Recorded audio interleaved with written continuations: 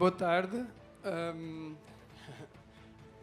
Hoje temos mais um Então que Tens Feito e para esta conversa vamos contar com a Svénia Taiga e com a Margarida Lopes Fernandes.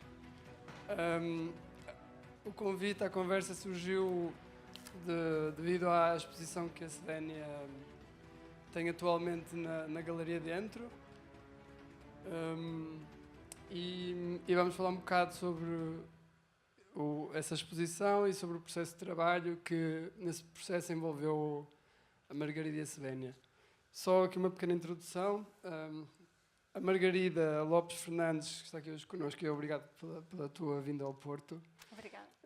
É técnica do Instituto de Conservação da Natureza e da Floresta, que permitiu um dia de folga, não é folga porque é trabalho, mas permitiu a vinda da Margarida ao Porto para falar sobre o trabalho que desenvolve no ICNF e o trabalho que desenvolve também como antropóloga e bióloga. Vou só ler aqui uma pequena bio que é mais simples. A Margarida é investigadora integrada no Centro de Investigação em Antropologia, trabalha em projetos de conservação como a reintrodução do lince ibérico. Há muito que promove colaborações multidisciplinares, tendo publicado nas áreas da veterinária, genética, ecologia e etnoecologia.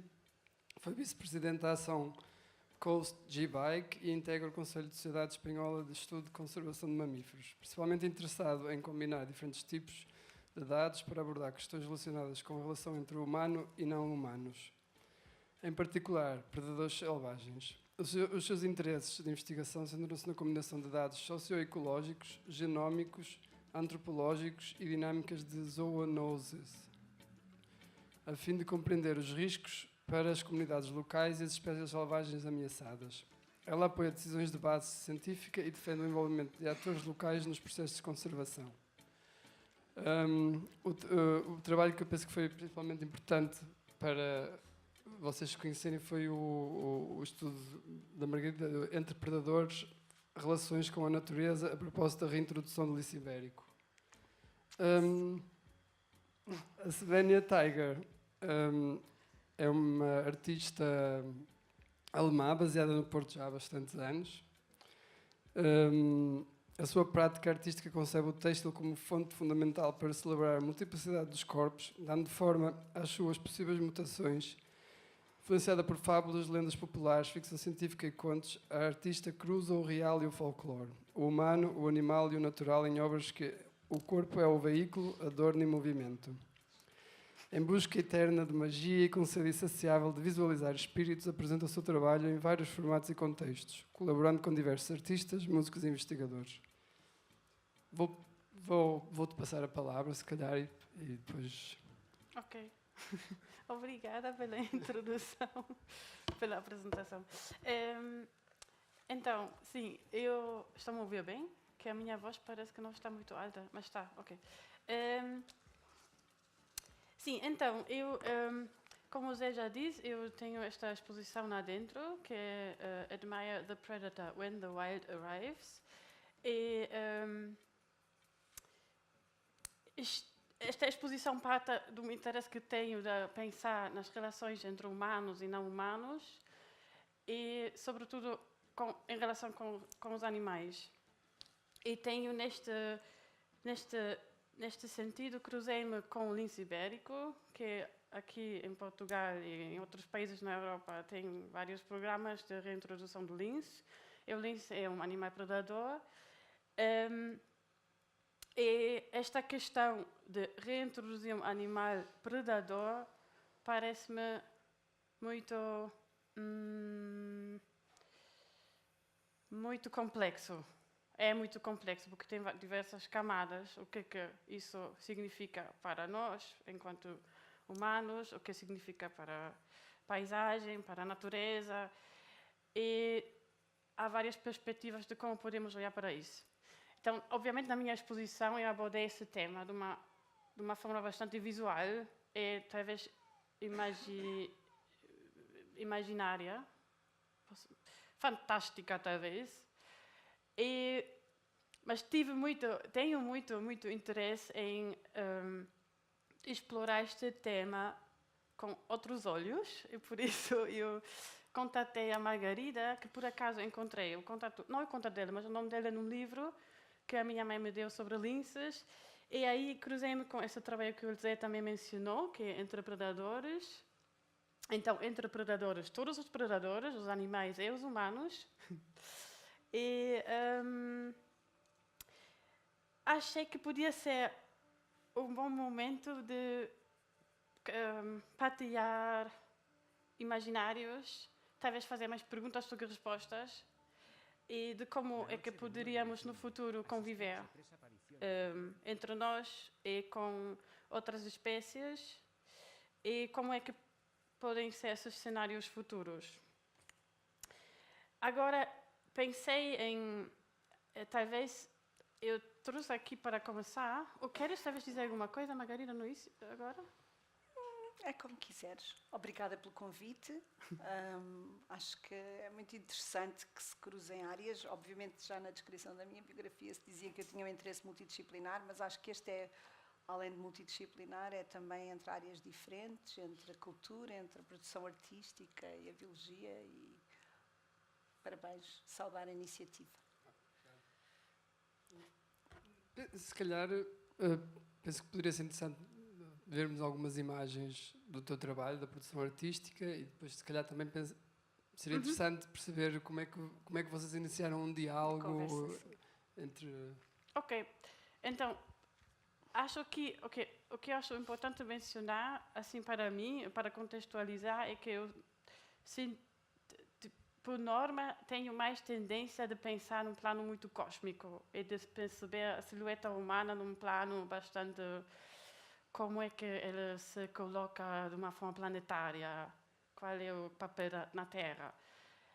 E nos últimos anos, acho que diria nos últimos 2 anos, o papel do animal ficou assim para mim mais presente, de perceber, ok, que corpo é este, que olhos são esses. Então, eu trouxe aqui esta imagem, que é um trabalho que eu fiz, que chamei de Conversation Among Animals, que não vê-se aqui um animal, né, com 4 patas, mas vê-se aqui outros animais. Então, esta é a exposição que agora está decorrendo adentro, que são os linces, ou monstrinhos, mas são linces. E depois, talvez, eu vou depois convidar a Margarida de falar um bocado também sobre o lince, de um ponto de vista mais científico, né? Porque tem aqui essa colocação com o coelho, porque o coelho é a alimentação principal do lince, né? Coelho bravo, certo? Exato.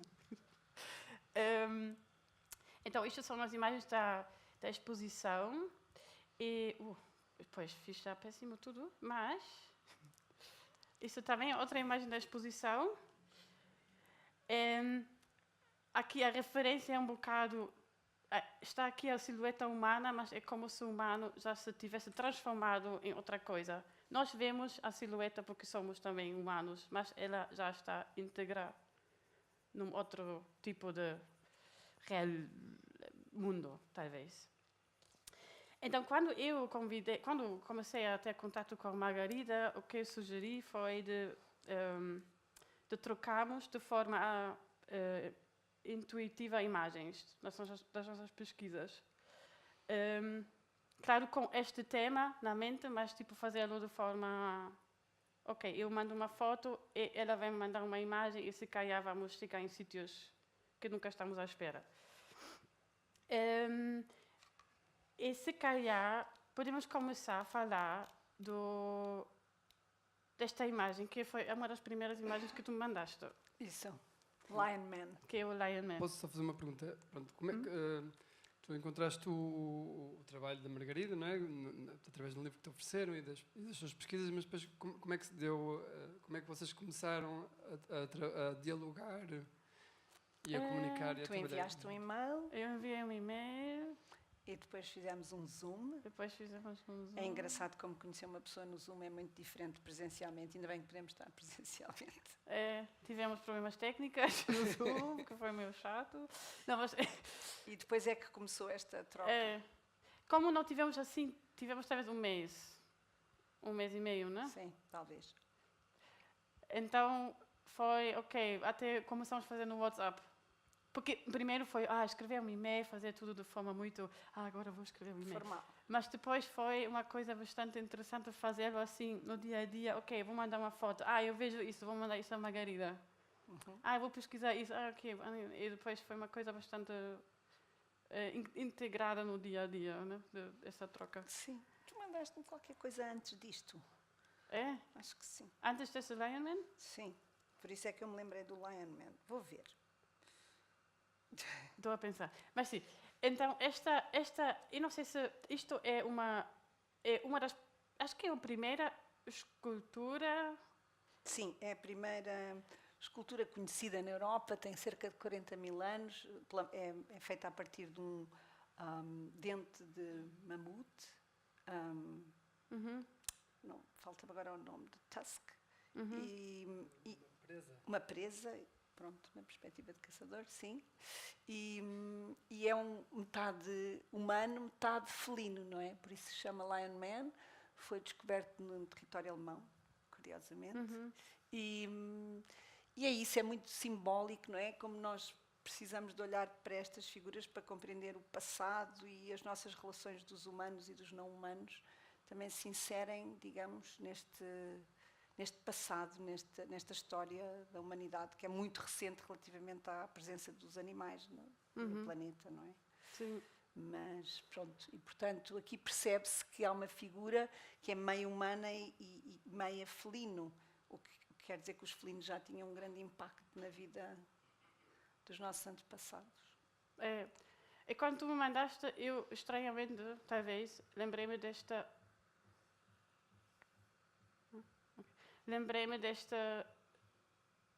Desculpem. Lembrei-me desta estátua que quando eu vi no Museu do Egito, em Berlim, eu vi essa estátua e gostei muito. Eu gostei tanto porque um gatinho, ela está segurando um gatinho, que lindo. Mas também depois percebi-me como é um símbolo até, talvez, de poder. Ou de domínio. De domínio, é. Enfim, eu associei como se fosse. É uma possibilidade, não é a minha especialidade, não é a história nem esta área, mas se remete ao Egito, pode ter a ver com a domesticação dos felinos, não é? A domesticação do gato doméstico. Pensa-se que aconteceu, um dos sítios onde poderá ter acontecido foi no Egito, sim, e na bacia do Mediterrâneo. Também há ali uma ilha onde encontraram alguns restos antigos. Mas sim, é sempre, como tu dizias, digamos, um símbolo de domínio sobre o animal, não é? Domínio no sentido de controlo, não é? Domesticação é controlar. Sim. Trazer para a esfera humana, digamos. E talvez até de prestígio também.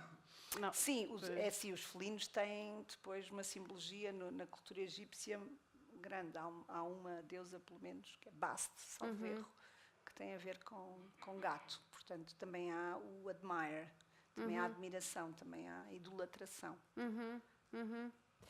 E, então, acho que aqui, pensando, nós vemos, todos nós temos essas associações com os animais, e vou talvez mostrar esta. Eu fiz aqui uma pequena colagem.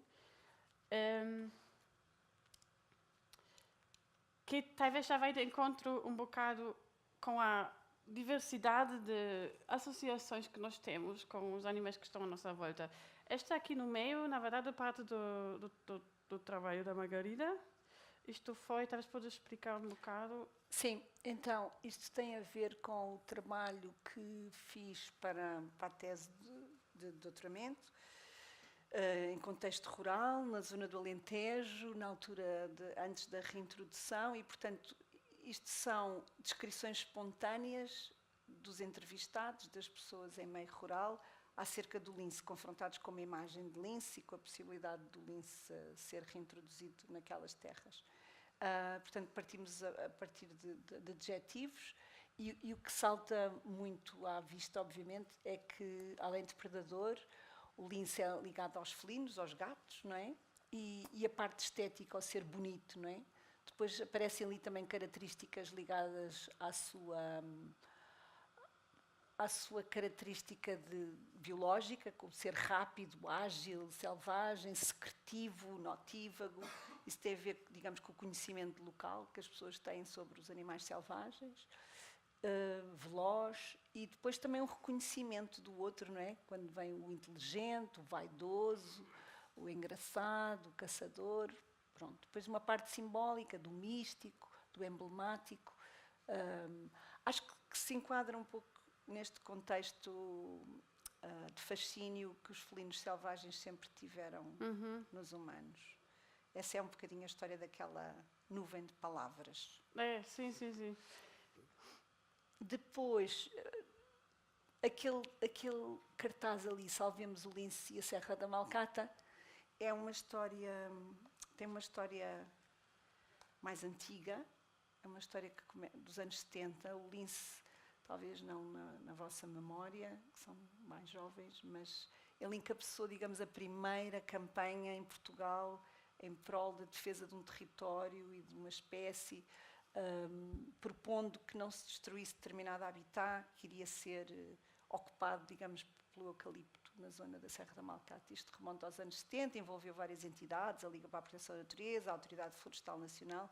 Foi assim uma campanha que recolheu muitas assinaturas e que ficou assim no imaginário e na história prática da conservação em Portugal. Portanto, foi o lince, digamos, que encabeçou esse primeiro movimento ambiental, se quisermos chamar, sim. Sim. E neste sentido, isto faz parte também da pesquisa da Margarida, que eu achei muito, muito curioso, que são várias entrevistas que tu fizeste eu escrevi aqui nos Conselhos de Moura, Barrancos, Serpa e Mértola. Certo. É tudo no Alentejo, certo? É. E isso são todas essas pessoas que tu entrevistaste eram todas do campo? Sim. Das aldeias, certo? Sim, eram todos residentes nesses Residentes concelhos. nesses Eram concelhos, territórios que eram potenciais de reintrodução e nessa seleção das áreas fomos escutar o que é que as pessoas pensavam disso. E isto é uma técnica que se usa em etnobiologia, que é dar às pessoas as imagens, não só recolher os comentários espontaneamente que as pessoas faziam sobre isso. É uma boa fonte de informação, sem, digamos, pôr muitos nomes, não é? As pessoas espontaneamente falam sobre os animais e sobre o seu conhecimento, mas depois eu pedia para elas categorizarem, para elas fazerem associações e elas organizavam.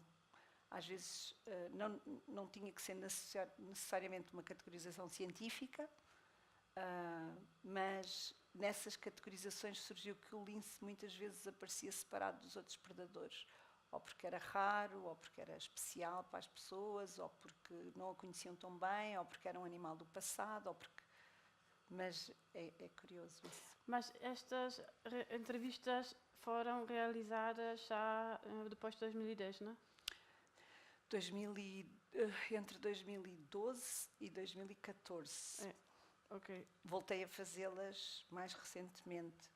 Porque se calhar essa imagem do lince agora também vai mudando neste sentido. Claro. Tipo, como já é uma coisa que as pessoas já têm mais hábito de ver, não? Sim. Em Mértola hoje o lince é outra coisa. Já temos 10 anos quase de reintrodução e já há outras percepções sobre o lince. Já é um animal que muitas pessoas encontraram. Depois posso mostrar isso quando tu achares. E claro, já não é um desconhecido, não é? Já é algo que as pessoas incorporaram no seu conhecimento. Certo, sim. Talvez tu podes mostrar este vídeo. O vídeo é a aplicação. Espera aí, estava a pensar, se calhar antes, porque é interessante porque estamos aqui a falar um bocado de como é que percepcionamos as espécies e como é que convivemos com elas. Por exemplo, isto que acabaste de relatar do processo de trabalho, de fazer as entrevistas, refazê-las e agora refazer outra vez com as mesmas pessoas, não é? De certeza que já viste e que vais ver alterações da perspectiva sobre o lince, não é? Sim. De como é que as pessoas o veem e como é que lidam com a partilha desse espaço. E é interessante também que tu, através desse trabalho, não é? Fizeste uma outra visão, se calhar, não, dentro de um contexto artístico, mas uma outra visão do que é este ver o animal e ver o predador. Até, como tu disseste, de uma forma mais cósmica e mística, não é? Ou seja, estamos aqui novamente, através do mesmo assunto, não é? O teu trabalho, a tua investigação, dois tipos de olhares Claro. completamente distantes. E eu acho que, se calhar, seria interessante, se calhar agora, por exemplo, irmos um pouco ao teu estudo de antropologia sobre esta questão de como é que... Se pudesses falar um pouco como é que foi esta questão de percepcionar o predador e conviver, e se calhar depois aí poderíamos passar também um pouco para a tua perspectiva. Por onde é que é de começar? Para começar, o estudo baseou-se no pressuposto de que é importante conhecer as vozes locais quando há um processo de reintrodução, não é? Se estamos a pensar no regresso de alguns predadores a algumas áreas rurais, é importante perceber o que é que as pessoas que vivem lá pensam disso. Também é muito importante perceber a imagem urbana, falámos muito sobre isso, não é, Svenha? Sim. Que é, eu também me incluo nisso, também tenho uma origem rural, mas na verdade vivi sempre na cidade. Temos uma imagem bastante idealizada do regresso dos predadores, mas obviamente que um pastor, um criador de gado, um gestor de caça tem uma percepção diferente nos territórios. E ambas são importantes para o processo. E acho que o pressuposto era de que as pessoas participassem, que as vozes locais fossem trazidas ao processo. Eu, na minha tese, falei sobre... Vamos dividir assim três tipos de coisas importantes. Uma era o conhecimento, como é que as pessoas estavam familiarizadas ou não com o lince. O lince já tinha desaparecido há bastantes anos daqueles territórios e era muito importante para algumas pessoas mais velhas, ainda tinham a memória do lince. Eu depois posso mostrar um pouco isso. Essa memória traz um conhecimento adquirido localmente que tem um valor diferente do conhecimento que os técnicos ou os biólogos podem trazer. É muito importante esse conhecimento construído na comunidade, não é? Depois, por outro lado, era a opinião. O que é que acha se o lince pode viver aqui ou não? E, obviamente, há sempre vozes negativas. Depois havia, especialmente na área que depois foi eleita para a reintrodução em Mértola, bastante ambivalência. Havia pessoas que não tinham bem a opinião, não sabiam muito bem como se posicionar. E nas vozes ambivalentes é possível transformar, não é? É possível mudar. Essas talvez são as que mudem mais. E também havia vozes muito positivas. Havia pessoas que achavam que o lince podia ser um estímulo para o turismo da natureza, para aqueles territórios, porque são territórios, tal como no interior do país, muito isolados, com poucas oportunidades. Muitas pessoas falavam também de algo como o valor imaterial, que é uma coisa que eu acho interessante, que é o orgulho só de ter a espécie. Vamos ter uma espécie que os outros territórios não têm. É como se fosse uma coisa de orgulho. É interessante.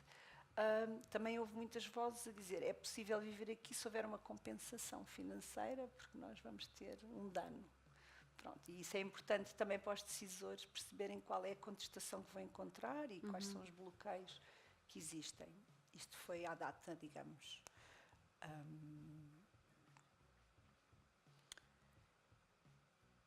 E se calhar não falo assim muito mais sobre o doutoramento, que é um bocado maçudo. Mas a verdade é que esta reintrodução é mais fácil fazer quando tiver mais gente local que apoiam a causa, não é? Claro. Eu acho que hoje sabe-se que o processo foi um sucesso também porque havia atitudes sociais positivas e a coisa foi correndo bem, não houve grandes casos de mortalidade ilegal e sem isso não é possível estes processos terem sucesso.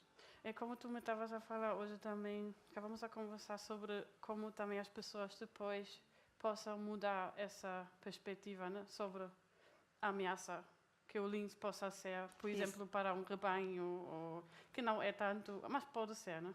Sim, sim. Ou para os gatos domésticos.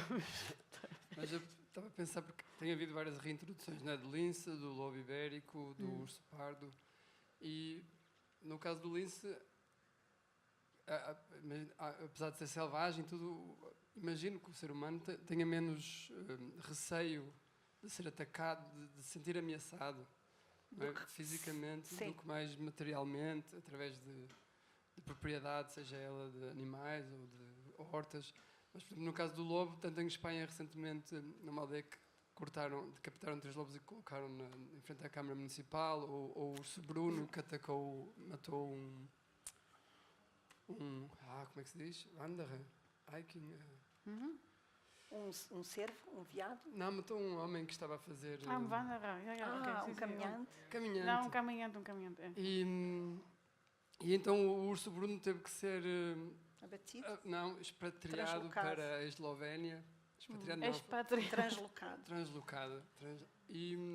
Ou seja, é o tipo também de relação com estes predadores. Sim, não é? pois. A coexistência com os grandes predadores tem desafios diferentes consoante a espécie e nesse sentido, destes exemplos que falaste, o lince é o mais fácil. É aquele que as pessoas... Também encontrei pessoas que tinham medo de lince, mas não é tão comum e as pessoas não sentem que é um problema para a sua segurança. É um felino pequeno, o lince ibérico é mais pequeno que o outro lince. Só queria esclarecer, porque acho que é importante, que em Portugal só houve reintrodução de lince ibérico. Nunca houve reintrodução de lobo, embora isso seja uma crença comum em todo o meio rural. Não me vou estender sobre isso. Também tem a ver com a relação com os técnicos no terreno, mas as pessoas acreditam que sim, mas o lobo nunca foi reintroduzido em Portugal. Todos os fenómenos que vimos de regressão e de alteração da área de distribuição têm a ver com a dinâmica da espécie, ponto final. Não há intervenção humana aí. O lince é um caso diferente porque tinha uma distribuição na Península Ibérica toda e depois nos anos 80 foi regredindo até ficarem só 2 populações e havia menos de 100 indivíduos maduros, então ia mesmo desaparecer a espécie se não houvesse, digamos, esta intervenção de último recurso, que é a reintrodução. Então houve um programa de reintrodução ibérico e foi reintroduzido em vários locais de Espanha e em Portugal. Mas é, digamos, o único predador que teve esta história, vamos dizer. O que tem acontecido é que na Europa os grandes predadores têm expandido para novos países que não conheciam relações com predadores há mais de 100 anos. E de repente agora lembrei-me, porque na tua exposição, na sala principal, tu tens imediatamente um tubarão, pode ser um tubarão branco, isso que é que dentro de um imaginário do que é que será uma espécie, um predador ameaçador para a espécie humana, também através da construção visual do cinema, não é? Então é interessante, de repente estávamos aqui a falar da visão, do olhar, porque é que tu de repente também tens o tubarão e na outra sala tens o lince?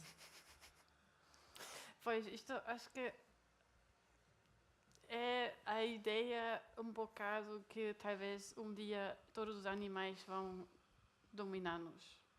Então vão andar aqui tubarões na sala, vão, sei lá, os escorpiões ali no teto. Não, mas...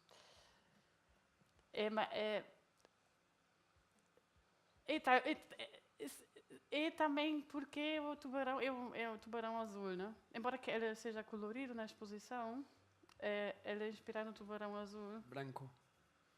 Azul. Okay. Azul. Que é um tubarão que existe no oceano. Não, nos Açores podem-se ver tubarões azuis.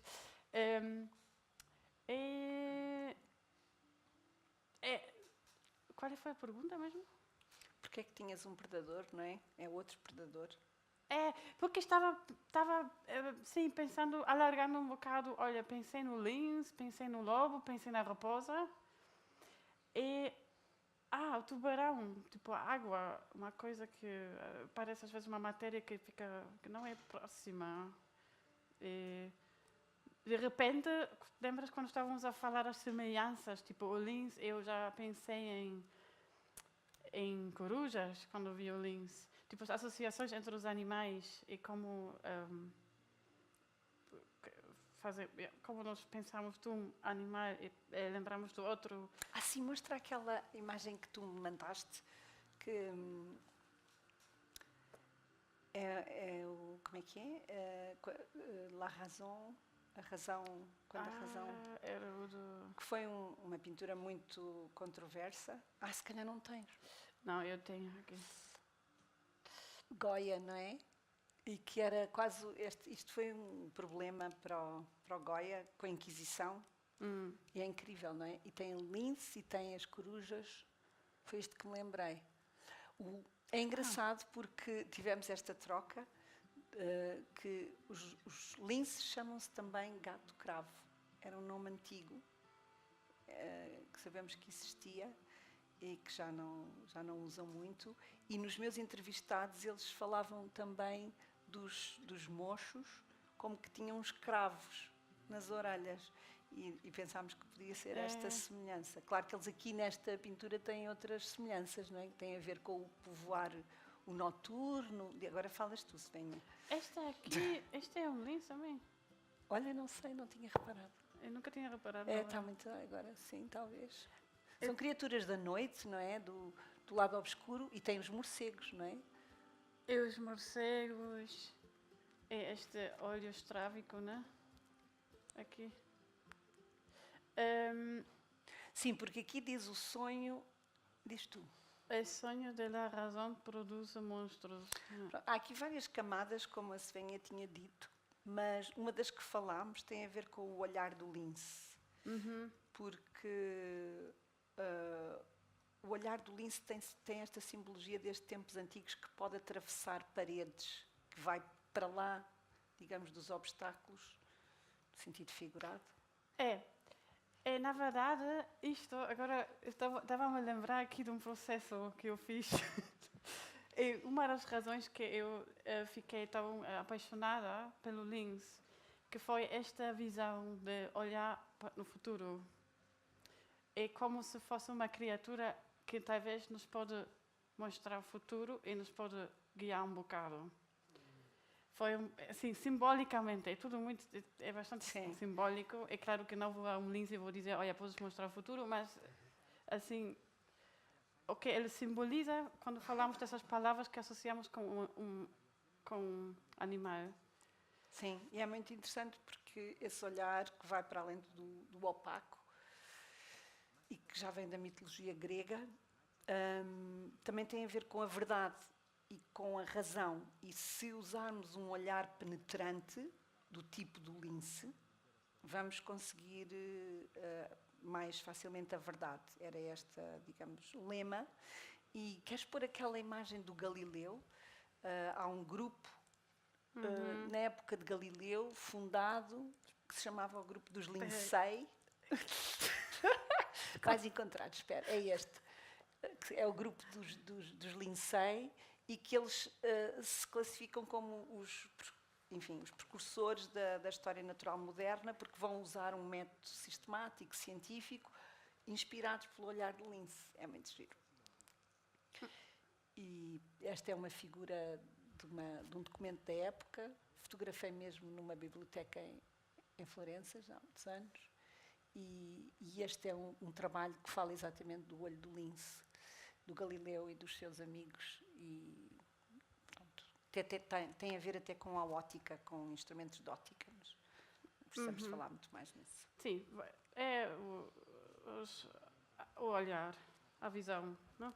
Também tem a ver, na altura não te comentei, com o facto de haver uma constelação que se chama Lince, e que é preciso um olhar muito apurado para conseguir ver essa constelação. Eu já tentei. E acho que também tem a ver com isso, é muito interessante. Eu não sabia. Esta não te disse. Agora, eu lembrei aqui de uma outra coisa que eu gostava de... Aí chegamos, desculpem gente, eu sou muito má na organização de slides. É de tudo. Então, isto aqui eu achei interessante falarmos um bocado sobre isto, essa troca, porque esta imagem é uma pintura que gosto muito. E quando eu li essa pintura, quando li o nome dessa pintura, para mim ela chama Regresso dos Animais, para mim foi logo, claro, aqui já não há humanos, os animais já tomaram conta de tudo. Foi tipo a minha ele deve ter pintado por causa disso isso. Sim, claro. E depois eu mandei a Margarida foi, não, mas isso são os rebanhos, o regresso dos animais, porque os rebanhos Essa casa, claro. Vamos dizer, a minha visão mais pragmática, ou de aprendizagem, daquilo que tenho feito de trabalho de campo, quer dizer, é uma possibilidade, não é? Que é, ao fim do dia, especialmente em áreas de ocorrência de lobo, os rebanhos voltam para as cortes, não é? Para um lugar guardado, não ficam no campo. A não ser no verão, no Gerês tem um sistema um bocadinho diferente, mas, em geral, eles regressavam não só por causa do frio, mas também para proteger dos predadores à noite. E, por isso, para mim, o regresso dos animais, assim como uma cabrinha, era um regresso, digamos, à aldeia ao fim do dia. Yeah. Depois, eu mandei esta fotografia à Svenha, que é uma fotografia que tem poucos meses, do meu trabalho de campo, e é precisamente numa aldeia, ao fim do dia. Estava à espera de uma pastora, da última cabrada desta aldeia, e, curiosamente, tem uma cabra ali a sair de uma janela, que em tempos foi de uma pessoa, não é? Foi de uma família. Então, pronto, como todos sabemos, eu acho que esta fotografia também é simbólica do regresso dos animais, no sentido que a Svenha também trouxe aqui, que é os animais hoje em dia, com o abandono rural e com o abandono das casas, não ocupam só a parte de baixo das casas, mas também podem ocupar casas que já estão em semi-ruínas, porque já vivem poucas pessoas nas aldeias, não é? E então esta fotografia tem assim um lado um pouco surreal. Para quase os dois lados. Aham. Tipo, um lado literal, eles voltam, mas se calhar também Já estão a ocupar um ficam. espaço, exatamente.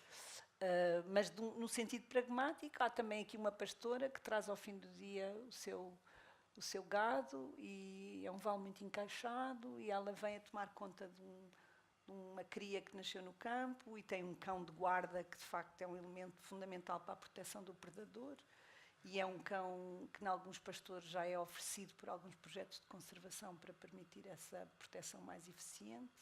Enfim, tem aqui já muitas camadas. Várias camadas de leitura. Yeah. Que é um bocado, se calhar, a segunda parte, porque há esta parte do olhar, do como percepcionar o outro, mas depois também há a parte de geográfica, espacial e territorial, não é? De quais são os territórios de quem, se é que estes territórios têm que existir, mas eles existem, e como é que se partilham, não é? Uhum. Que acho que é um bocado também... Penso que o que estavas a dizer, eu queria que o Lince me disse o futuro, e que os animais, se calhar, ocupassem o nosso espaço nesta ideia de convivência do espaço. Não. Imagino, vendo o teu trabalho, que tem esse lado também, não é? Quando tu falas dessa parte cósmica, imagino mais que é como é que encontrar um balanço de convivência entre espécies, não é? E da diluição, de separação humana e não humana. Sim. Sim, embora que eu estava hoje também a falar isso à Margarida, surgem-me mais perguntas do que respostas, porque e depois também tem eu sinto esta discrepância entre eu vivendo numa cidade e falar sobre isso, ou pensar sobre isso, é uma pessoa que talvez é um pastor ou é um caçador a pensar sobre isso. Os convívios vão ser tão... As visões de convívio são muito distintas, não é? No entanto, acho que podemos todos ser mais sensíveis, né? Podemos nos sensibilizar para essas questões, não? Para conviver com outras espécies. Sim, pois eu acho que é mais do que são questões práticas, não são só questões de sensibilidade, sim. Há medidas que podem apoiar essa coexistência. Acho que é uma vontade, digamos, de um público mais urbano, e também é uma tolerância e uma vontade de algumas pessoas que vivem no meio rural, mas para elas há desafios mais pragmáticos que têm que ser apoiados, digamos. É mais isto. Sim, é como, na verdade, podemos, assim, pragmaticamente falando, né, podemos encontrar novas medidas ou formas de conviver. Como tu estavas a dizer, tu falaste alguma coisa de como se sinalizam? Não? Porque há também, quando as pessoas vivem mais próximas com os animais, eles vão conseguir ter formas de avisá-los, né? O que Ou falámos, comunicar. sim, falámos sobre os saberes locais, não é? Como antigamente havia de facto um conhecimento empírico, construído, partilhado, de proteger os animais domésticos, que entretanto se foi perdendo um pouco, não é? Por exemplo, os pastores em zona de lobo, se tivessem 2 cães, houve um criador de gado que me contou isto, se o lobo entrasse no rebanho, os pastores ou os criadores, eles leem pelas reações dos animais domésticos que o predador chegou e o que é que devem fazer para proteger. Por exemplo, eu ouvi esta história incrível que é o criador segura um dos cães quando um lobo entra no rebanho, porque senão os 2 cães vão para defender para um sítio e o outro lobo ataca, porque eles têm, claro, estratégias, não é? Há aqui toda uma dinâmica entre o animal doméstico e o predador selvagem e o pastor que é estratégico, é interessante. E isso foi-se perdendo um pouco com o tempo. Hoje em dia já se usam também outras medidas, como vedações elétricas, que se põem no campo e que se podem translocar de um sítio para o outro. Acho que são desafios assim por aí. Isto seria o fojo? Não. Não. Não. Isto são vedações de proteção. Sim. Ok. Sim. O fojo era para caçar. Sim, era para caçar os lobos, sim. Então, neste sentido, se cá é interessante vermos os territórios. Os territórios, digo... Do lince?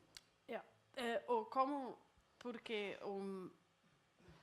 sim, como funciona a separação dos territórios, né? Porque os linces, eles vão se naturalmente distribuir, né? Sim. Depois de eles serem reintroduzidos, eles sabem, ou naturalmente vão conseguir encontrar o seu território. Sim.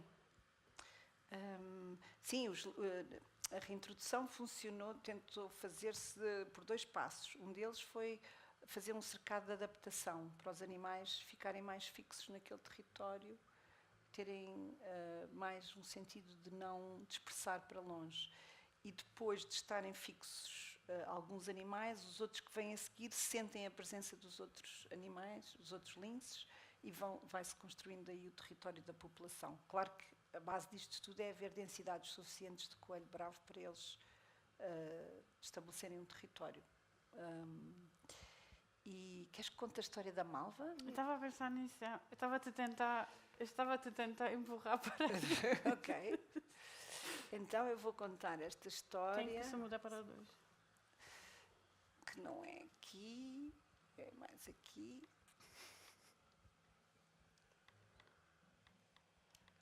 Esta é uma publicação recente, mas de uma história que já não é muito recente, que é mais ou menos do início da reintrodução, em que há uma fêmea, malva, que tem um movimento, digamos, depois de reintroduzida aqui, isto é Mértola, Parque Natural do Val do Guadiana, esta zona verde, e ela faz um movimento para norte, digamos, de 20 e tal quilómetros, e aí estabiliza o seu home range, o seu território. E depois acontece a reprodução. Encontra-se a malva com crias, mas não se sabia muito bem quem era o pai. E então foi descobrir-se que era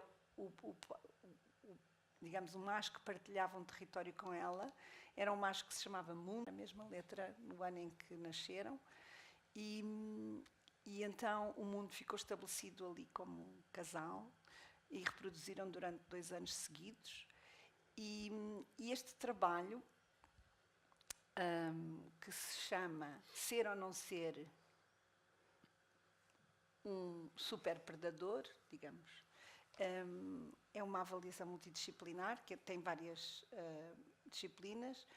Contou com o contributo dos colegas da ecologia, que estavam a seguir os linces e sabiam os territórios deles. Depois detectaram o mundo numa câmara de fotoarmadilhagem e mandaram a imagem para os espanhóis. Eles disseram que este animal nasceu em Espanha, em Doñana, e fez 200 e tal quilómetros, e não sabemos como é que eles, de forma mágica, se encontraram a malva. Também tem o contributo da genética, Então, o que aconteceu foi que, na altura em que a malva tinha as suas crias, encontramos umas raposas com uma mordida no pescoço e retirámos a amostra de saliva da mordida, como nos filmes criminais, e descobriu-se que tinha sido um lince que tinha mordido aquela raposa. E conseguiu-se descobrir que tinha sido não um lince qualquer, mas o mundo. Então, é interessante quando podemos construir uma história com vários contributos. E pronto, este passou a ser um núcleo de reprodução do lince, que ainda hoje existe. Aqui o que tem é a presença do lince, está expandida por toda esta área, já está em território do Algarve, e há reprodução em todas estas zonas cor-de-rosa, eu penso que se vê. Portanto, já está no concelho de Alcotim. Mas este caso da malva e do mundo foi um caso importante porque também confirmámos geneticamente a paternidade do mundo naquelas crias e é muito importante na reintrodução do lince que haja contacto entre populações de diferentes populações e, portanto, há uma introgressão genética da população espanhola na população portuguesa, por assim dizer. Então, tenta-se evitar que haja incesto também. Sim, eu acho que sim. Isso é importante também e no futuro um dos desafios é esse, é haver algumas translocações para melhorar, digamos, a parte da genética da espécie. Pois, porque estávamos... Esse é o desafio, digamos, deste projeto agora que se chama Life Links Connect e que continua a ser transfronteiriço e que programa haver essas ligações entre Espanha e Portugal, porque senão não há futuro, digamos. Uma população de lince pode crescer, mas se não tiver migrantes... Provavelmente querer ter problemas Exatamente. de saúde. De consanguinidade, sim, pode ter. Então daí é quando depois é decidido, ok, agora vamos ter que deslocar este lince, não é? Pode acontecer isso, sim. Mas eles também vão pelo seu próprio pé, não é? Se houver qualidade de habitat, o mundo veio sozinho, não? Sim. Sim, isso acho bastante espantoso. A questão de eles só vão ficar nos territórios onde haja suficientemente, né? Onde há coelhos. Coelho e outros parceiros. E outros parceiros por instinto, digamos, né? Sim, temos aquele caso do lítio, que era um macho que foi libertado também aqui nesta zona e depois fez uma dispersão enorme e foi apanhado nos arredores de Barcelona. Era o lítio. São 2.000 quilómetros. Então, ele foi capturado, já estava um bocadinho fraco, e trouxeram outra vez para a zona de Mértola, mas quando voltaram a libertar, coincidiu com a libertação de outros animais mais jovens. Um deles era a Okami, era uma fêmea que encontrou o lítio e ficaram um casal estável durante anos. Ele já não foi lá nenhum. São histórias individuais, não é? Também é interessante perceber que há uma dimensão individual nestes mamíferos que já são altamente evoluídos e personalizados, se quisermos dizer. Estava aqui pensando, ele ou qual é a diferença de idade? Dele, pois, não fiz contas, mas é diferente. Ok, eu vou só... Sim. Eu posso fazer. Então, eu queria agora mostrar essas duas imagens da libertação. Depois, também acho que... Mas depois podemos, quando tu fores mostrar as coisas daquela aplicação. Sim. Mas pronto, aqui... comigo mexem muito essas imagens da libertação, por várias razões, né? Porque tem... Primeiro, eles são tão pequenos, né? E essa coleira... deve ser um momento muito emocionante, né? Pronto, eu tento ver, eu também já tenho um olhar, se calhar um bocadinho técnico ou profissional, mas sim, acho que é importante as soltas serem públicas. Tem tido, normalmente, aqui foi na altura do Covid, foram um bocadinho mais restritas, mas as soltas, há sempre soltas públicas que têm presença de escolas locais e acho que é uma experiência emocionante. A maior parte das pessoas emociona-se e acha interessante, não é? Porque tem a simbologia do regresso ao selvagem, da reintrodução de uma espécie que estava quase extinta.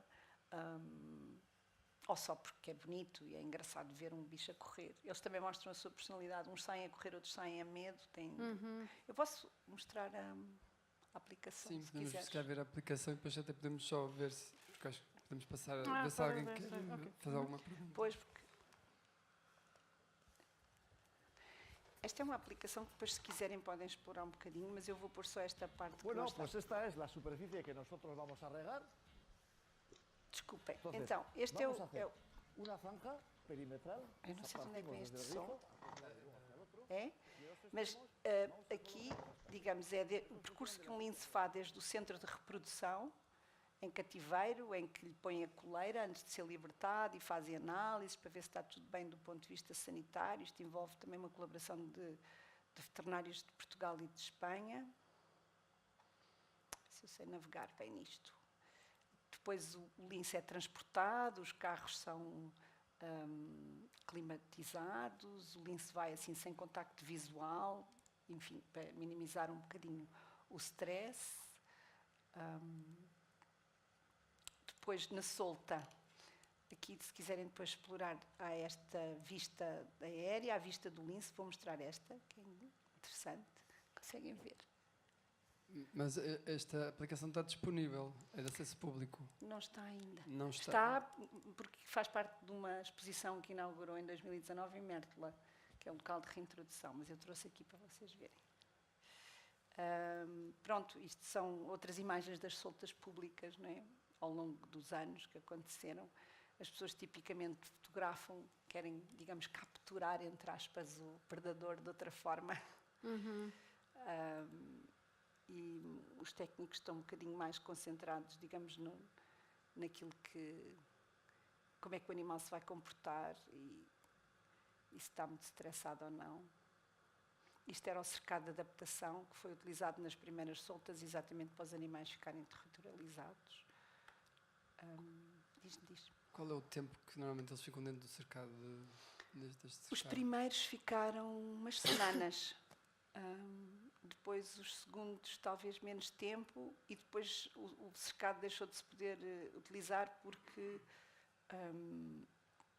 o macho, que era territorial naquela zona, considerava o cercado também parte do seu território e, portanto, quando os machos lá estavam dentro, ele começava a fazer passagens à volta e os outros já fugiam. Um deles acho que foi até o lítio. Pronto, e esta também, digamos, é as fases que os linces podem atravessar quando chegam, digamos, ao novo território. Eles são, de facto, jovens, por isso é que a Svenha estava a dizer que eles eram pequenos. Tem uma fase exploratória. Estão a ver aqui, o lince já conhece, digamos, a carrinha do ICNF que vem fazer a monitorização. Depois há uma fase, se tudo correr bem, em que ficam com território e que caçam. Acho que aí podíamos talvez só, desculpa, só porque acho importante, pelo menos eu achei bastante importante que esta relação entre as pessoas que trabalham com os linces normalmente não vão tentar criar uma relação de amizade, não? Exato. Tipo, eles tentam sempre ter uma distância, não é tipo, eu vou cuidar deste pequeno lince aqui. É uma coisa bastante pragmática, né? Sim, é uma coisa bastante técnica. Técnica, sim. Porque os mamíferos criam laços com os humanos e, portanto, no centro de reprodução, em cativeiro, os animais, as novas crias, são alimentadas sem contacto com os tratadores, com panos, e são alimentadas de forma indireta para se perceber se eles têm comportamentos instintivos de caça e estão aptos para ser libertados. Se eles se habituassem aos humanos, era um perigo. Pois, era complicado para os humanos e para eles. Se calhar eu acho que se calhar agora abrir um bocado a conversa ao público, Claro. para... Não sei se tem mais alguma coisa que queiram apresentar, porque senão eu acho que abrir. Não, acho que podemos abrir. Vamos abrir. Eu queria só... Peraí, eu vou só deixar... Tem micro. Não, podes continuar. Eu só queria deixar essa foto por causa Ok. É muito bonita. Não, esta foto, eu acho esta foto muito estranha, porque ela, para mim, demonstra todos esses paradoxos. Porque tens esse lince parece super real, tipo, é muito bonito, claro, mas é também estranho. E depois atrás tens esta coisa, tens a cidade. E tu pensas... Eu pensei para onde é que este lince é libertado, um bocado. Só uma questão, para mim. Porque é muito... E é uma câmara de captura, não é? Daqueles Sim. sensores de Como movimento. se chama esta câmara de novo? Sim, é um camera trap, é Camera uma trap, é. câmara de fotoarmadilhagem, portanto é uma câmara acoplada com um sensor de infravermelhos que permite monitorizar as espécies de uma forma menos invasiva. Não é preciso capturar, mas captura a imagem quando ele passa à noite e depois através da pelagem, até do padrão da pelagem, consegue-se identificar Que é individualmente. como se fosse, a impressão digital. Sim, eles têm sempre uma zona da pelagem que é mais ou menos única. É um trabalho, claro, fazer essa identificação. Uhum. Vamos então, não sei se algum de vocês quer pôr alguma questão, fazer alguma observação.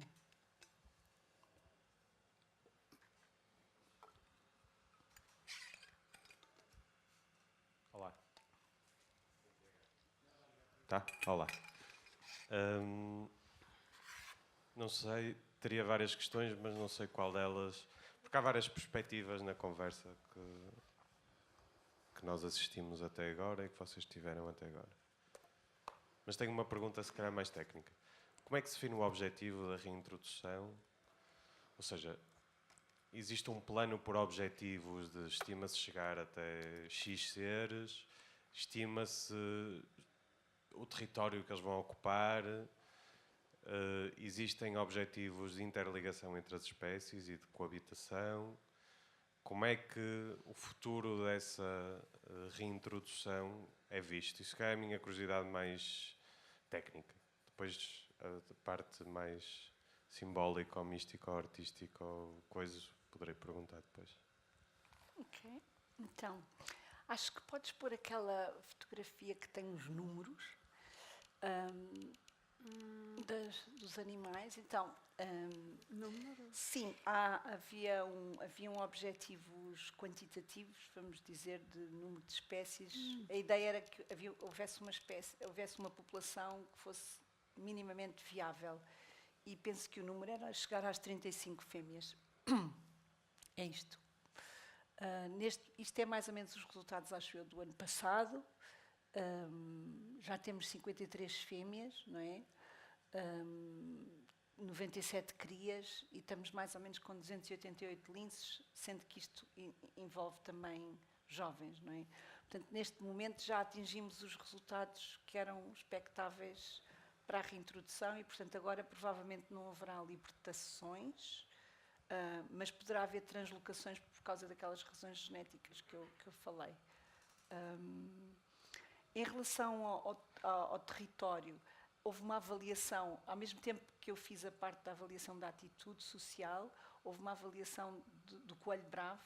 Já se sabia mais ou menos que tinha que ter pelo menos 10 mil hectares com uma densidade mínima de coelho bravo, enfim, para que os animais não fossem reintroduzidos e morressem de fome. Portanto, isso já se sabia que eles só iam ocupar espaços que tivessem o mínimo de densidade de coelho bravo.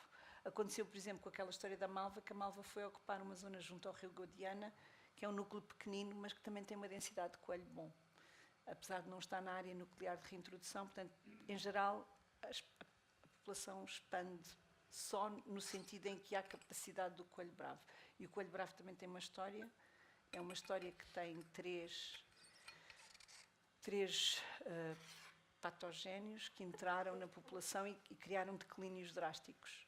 Foi a mixomatose, depois a doença hemorrágica viral e depois uma variante dessa doença hemorrágica viral. E isso tem causado assim uns crashes na população de coelho bravo e, portanto, o Guadiana é uma zona muito boa para coelho bravo, mas isso não temos o perigo de haver linces em todo o Portugal, porque em muitas zonas de Portugal não existem linces. Ou as densidades são muito, muito baixas, exatamente por causa dessas viroses que entraram, de resto, por mão humana. É curioso. As presas deles, não é?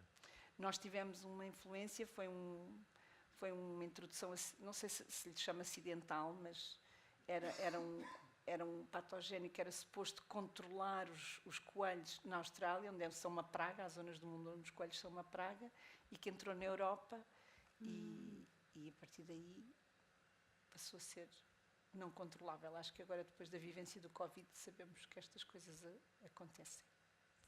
Mas então, portanto, agora o objetivo da equipa, que imagino que pode ser mudando, mas é manter a população que existe E torná-la ligar e conectar com as populações em Espanha. Manter essa conexão ativa com as várias populações. Esse é o objetivo do Life Links Connect, sim. Chama-se Links Connect por causa disso. Exatamente. Porque sem essa conexão não há viabilidade a longo prazo. Portanto, temos que manter estes canais de migrantes em todas as gerações para que eles sejam viáveis a longo prazo, sim. Obrigado. Obrigada. Mais alguém?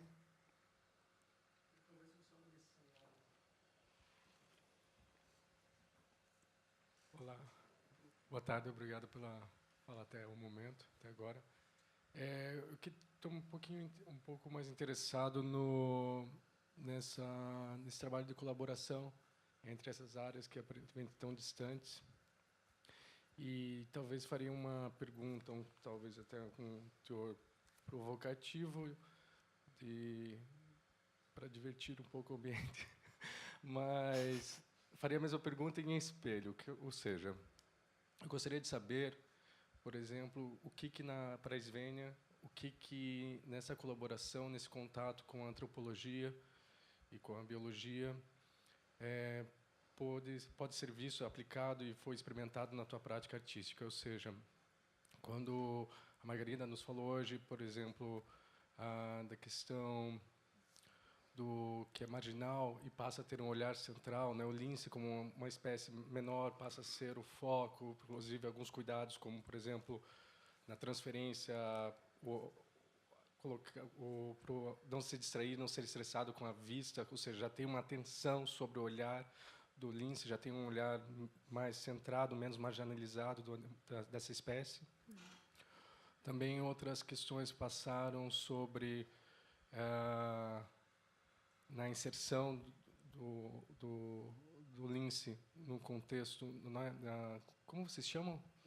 Retornar a espécie, retornar reintrodução. Necessita de vários programas em paralelos de apoio, ou seja, também acontecem alguns momentos no trabalho de campo de fricções. Então, que essas palavras podem surgir em termos de matéria-prima, em termos de prática artística, em termos de ideias e imaginação? Essas palavras como transferência, de marginalização para ser algo central, ou ideias de fricções e desafios surgem na prática artística. O que pode aprender da antropologia? E, ao mesmo tempo, faço um espelho a pergunta para a Margarida no sentido o que se percebe ou se aprende das artes visuais, do trabalho artístico na ciência, porque é uma ciência talvez muito fundamentada em dados. Por exemplo, a gente vê o uso de câmeras, não é muito do lado fabuloso, especulativo, imaginativo, e sim muito puramente técnico, tracking camera e coisas assim. O que pode-se também construir, o que o imaginativo, o fabuloso, o fantástico também pode contribuir numa pesquisa científica de integração de uma espécie. Quem é que quer começar? Eu posso começar. Acho, assim, acho que, assim, espiritualmente, acho que me traz muito. Acho que esse conhecimento e ter acesso a esse conhecimento desculpa, está-me a faltar uma palavra. Deixa-me desromantizar um bocado as coisas. Eu acho que, não digo que não devemos romantizar, acho que também não é bom ou mal, nem tem a ver com estas categorias, mas sinto que pode, num lado, torna sinto que posso tornar mais sensível com as questões com quais me quero preocupar. E, no outro lado, talvez consigo ter, às vezes, uma visão um bocado mais pragmática e menos romântica. Agora, não sei muito bem como isso que repercussões isso vai ter agora na minha prática, eu não consigo prever, mas acho que é um bocado o meu propósito. Eu vejo, por exemplo, poderia ser feito um ensaio, trabalho artístico em torno do lince, mais referência à mitologia, ao ilustrativo. Mas, por exemplo, nessa exposição que eu tive sábado passado, fui visitar, você já fala que já me assemelha a uma perspectiva científica do que consegue encontrar semelhanças entre espécies, por exemplo, que a vida comum entre o predador tubarão para o predador lince. Felino. E que o que há de conexões entre um e outro. Isso já acho pode parecer uma aproximação do científico na prática artística. Sim, sim. Não sei, não, tudo bem.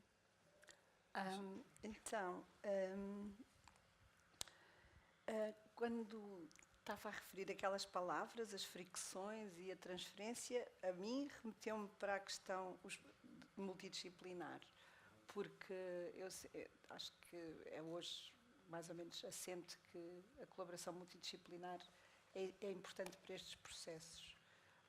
Mas há necessariamente fricções nisso, porque cada disciplina tem uma forma de ver e não vamos dizer que é tudo fácil, não é? É uma aprendizagem como técnicos, estes processos.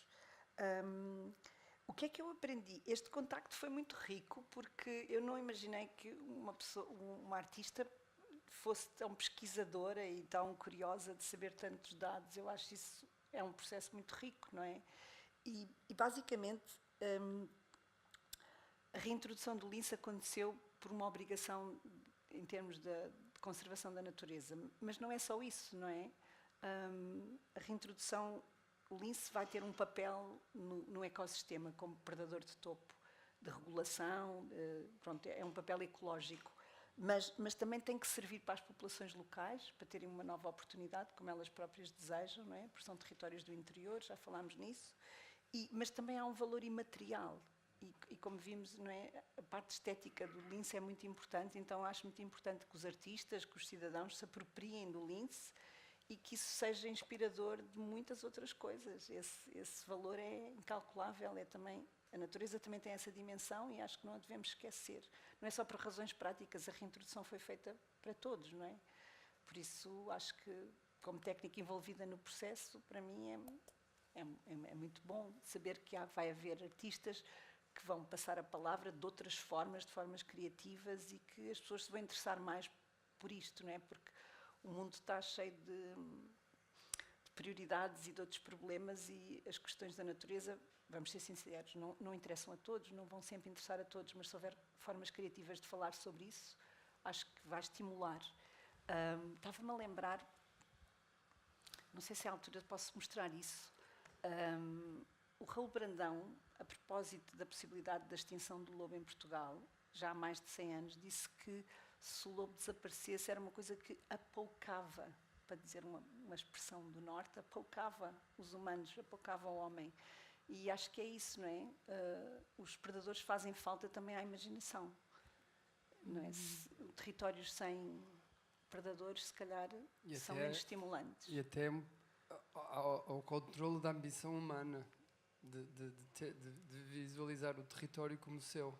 Sim, já para não falar nessa dimensão filosófica, não é? De existencialista, de questionar o nosso papel, etc. Termos medo e por isso... sim, não vale a pena. Sim. Fear the known, não? Como tu... O fear the unknown, sim, também. Eu até acho que mesmo o medo dos predadores talvez faça parte da nossa história e da nossa imaginário.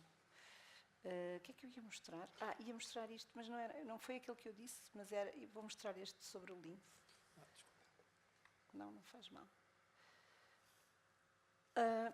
pronto, isto é uma coisa sobre o lince na literatura. O lobo tem uma presença na literatura portuguesa muito mais forte, mas aquele bocadinho ali do lado direito foi uma troca que tivemos entre nós. É do Aquilino Ribeiro, há precisamente 100 anos. E para quem conhece o Romance da Raposa, alguns conhecerão, o Aquilino Ribeiro já não é muito lido, mas o Romance da Raposa tem os animais todos a falar entre si.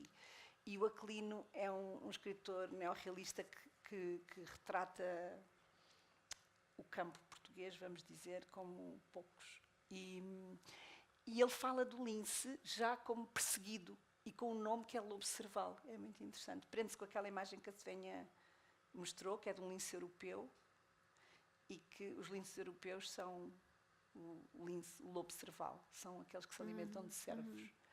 E já fala que o lince era batido e perseguido, caçado e fuzilado, e que já era raro nos bosques. E pronto, era só para dizer isto. Portanto, sempre houve esta dimensão que se calhar se perdeu um pouco com o tempo, mesmo de presença das espécies no imaginário e na literatura. Sabes que podias agora mostrar... tem mais alguma pergunta? Agora, puxando um pouco essa linha da imaginação e da literatura, eu fiquei curiosa se... Pronto, no começo da apresentação você mostrou uma imagem da pesquisa de campo, da entrevista com as pessoas e um pouco em torno da memória que elas tinham desses predadores. E eu fiquei curiosa se essa dimensão, se calhar mais narrativa e de memória, que eu vi que tinha uma aba no aplicativo também, se de alguma forma dialogou ou entrou em contato com a Svenha. Eu ainda não vi a exposição, tenho que ver até sexta. Mas vi várias imagens, enfim, ainda tenho que ver a exposição. Mas se isso entrou em contato com o processo da Svenha em algum momento, se vocês trocaram sobre isso também. Já não me lembro. Acho que O conhecimento local, falámos sobre o conhecimento local. Falámos... Sim, falámos. Tu perguntaste-me como é que eram construídos os saberes locais. Há aqui uma coisa na aplicação que fala da memória. Eu apercebi-me durante a nossa troca que a minha visão é bastante da cidade.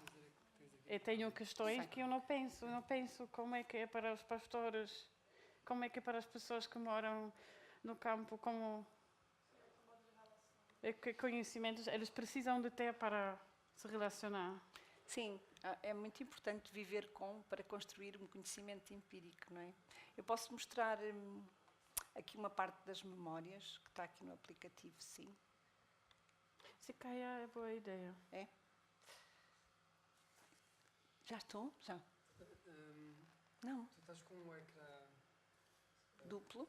Sim. Oh, diabo. Então como é que eu faço? Vou fechar aqui. Acho que podes pôr isto.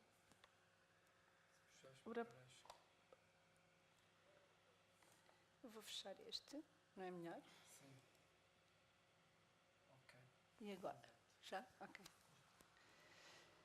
Então, isto era a distribuição do lince. Vocês aqui veem a distribuição do lince a fragmentar ao longo do século XX, não é? É uma mancha que cobre o sudoeste ibérico e depois vai reduzindo, fragmentando, até chegar só a duas populações, uma aqui na Indonhana, de onde veio o mundo, e outra ali na Serra Morena, e é a partir daí que se desenvolve o plano de reintrodução.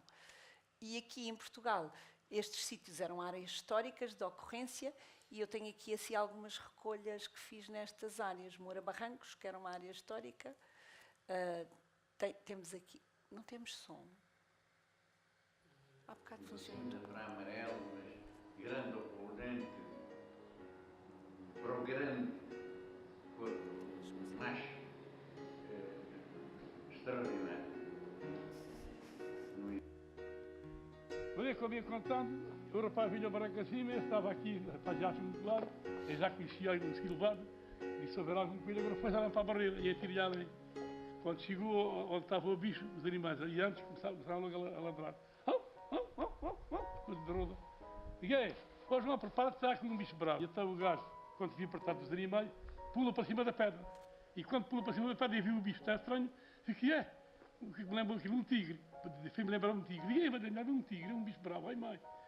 E os caras todos cá por baixo da pedra e latindo e coisa. E ele ficou assim, olhando para mim e virei-me a ele, assim quando vai.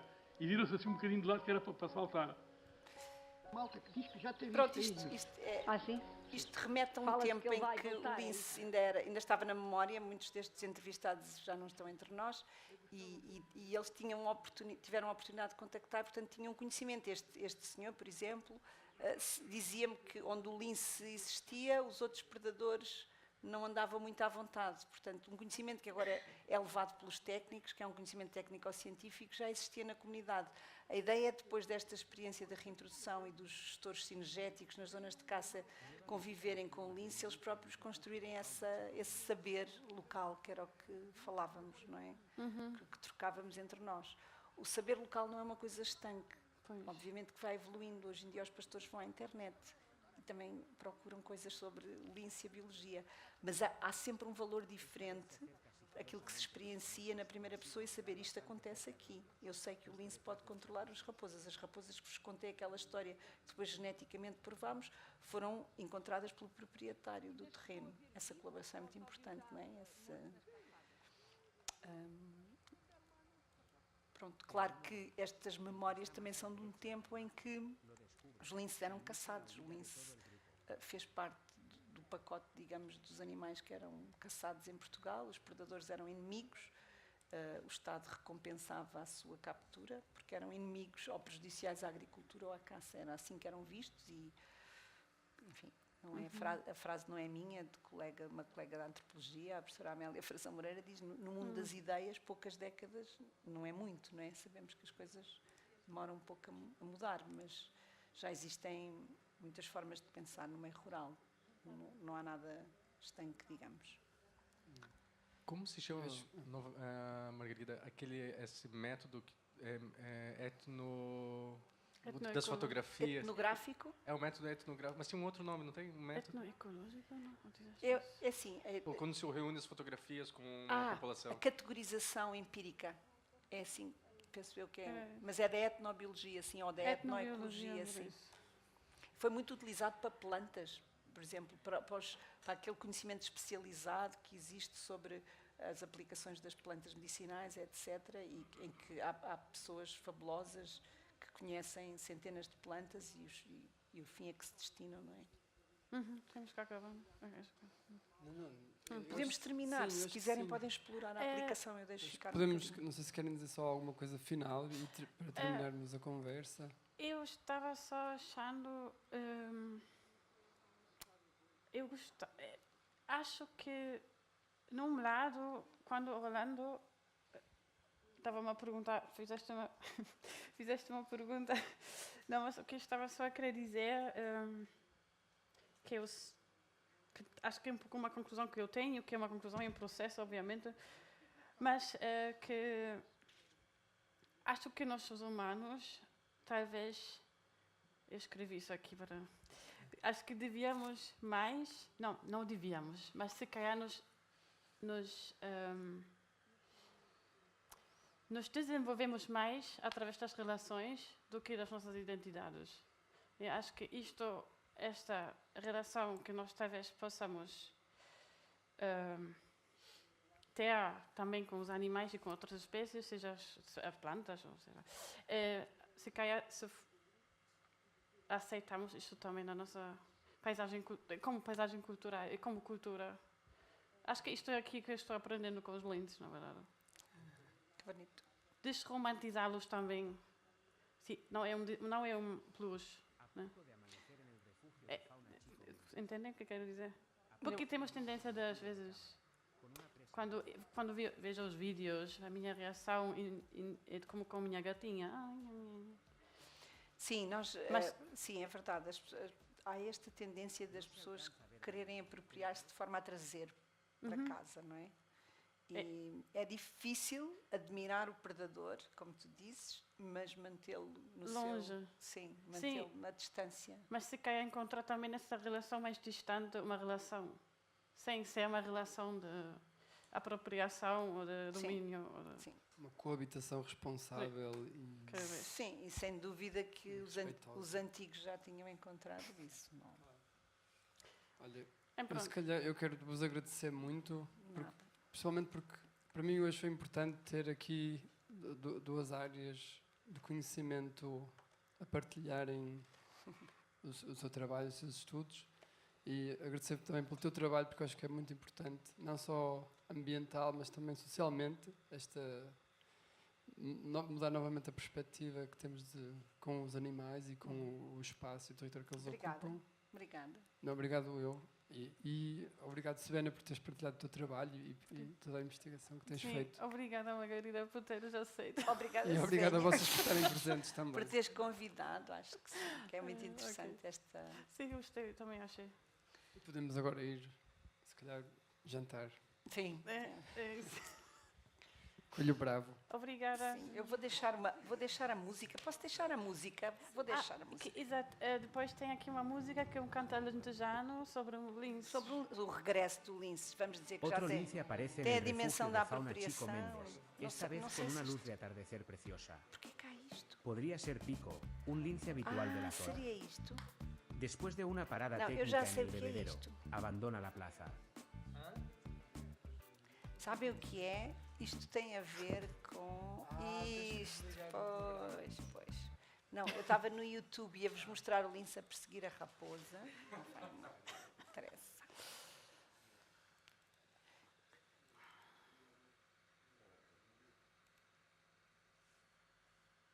Há muito que se não